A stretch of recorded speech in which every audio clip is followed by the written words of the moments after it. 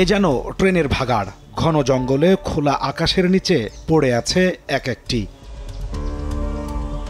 দেখতে নতুন হলেও খসে পড়েছে বিভিন্ন যন্ত্রাংশ, খুবই নাজুক অবস্থা ডেমো ট্রেনের।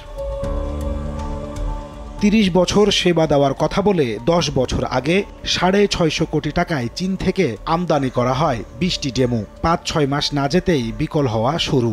নতুন এ প্রযুক্তি নিয়ে ধারণা না থাকায় মেরামত করতে ব্যর্থ হন মেকানিকরা। মাঝে মধ্যে সচল হলেও ৩ বছর আগে স্থায়ীভাবে বিকল হয়ে গেছে ২০টি ডেমো ট্রেনই। ডেমোটি আনছে যে আনার পরে বেশি দিন চলে নাই। বাংলাদেশের যে পরিবেশ, এই পরিবেশের সাথে আর ডেমোর সাথে কোনো খাপ খায় না। দীর্ঘদিন যাবৎ এখানে নষ্ট অবস্থায় পড়ে আছে। রেলকর্মীরা বলছেন, ডেমো মেরামতের কোনো ওয়ার্কশপ না বানিয়েই কেনা হয় ট্রেন। ছিল না রক্ষণাবেক্ষণের বন্দোবস্ত। ডেমো সম্পর্কে কোনো ট্রেনিংও দেয়া হয়নি তাদের। এমনকি দেশীয় বাজারে এর কোনো যন্ত্রাংশও পাওয়া যায় না। ফলে কয়েকবার মেরামতের উদ্যোগ নিয়েও ব্যর্থ হন তারা। মেরামতের ওয়ার্কশপ আগে থেকে নাই এখানে। আমাদের কোনো ধারণা নাই। এটা আনার পরে মনে করেন যে মালামাল লাগবে, সেই মালামালগুলোও আসে না। ৬৫০ কোটি টাকার সম্পদ নষ্ট হওয়ার পর ডেমো মেরামতের সক্ষমতা না থাকার কথা স্বীকার করে রেলওয়ে মহাপরিচালক বলছেন, এগুলো নিলামে বিক্রির পরিকল্পনা চলছে। যদি এটা আমরা আসলে অকেজ ঘোষণা করি, যেটা চালাবো না, যা চলছে না, তখন এটা আমরা নিলামে বিক্রি করার আমরা চিন্তা করব। বিশেষজ্ঞরা বলছেন, উপযোগিতা না থাকার পরও শুধু ব্যক্তি লাভের আশায় ডেমোর প্রকল্প নেওয়া হয়েছিল।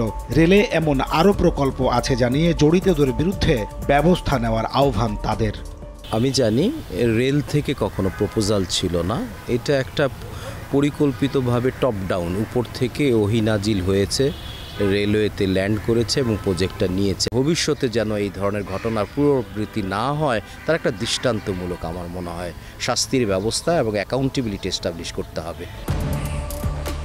জনগণের অর্থের অপচয় হলেও শুধু কোচ সংকটে অনেক নতুন রুটে ট্রেন চালানো সম্ভব হচ্ছে না। গত ১৪ বছরে রেলের উন্নয়নে খরচ হয়েছে ১.৫ লাখ কোটি টাকা, অথচ এখনও প্রতি বছর রেলের গড় লোকসান এসে দাঁড়িয়েছে ২,০০০ কোটি টাকায়। যোগাযোগ বিশেষজ্ঞরা বলছেন, এই ধরনের অপরিকল্পিত উন্নয়নের ফলে ডুবতে বসেছে রেল। যারা এই ৬৫০ কোটি টাকা ধ্বংসের পেছনে দায়ী, তাদের আইনের আওতায় আনার দাবি রেল যাত্রীদের। নাজমুস সালেহী, সময় সংবাদ, ঢাকা।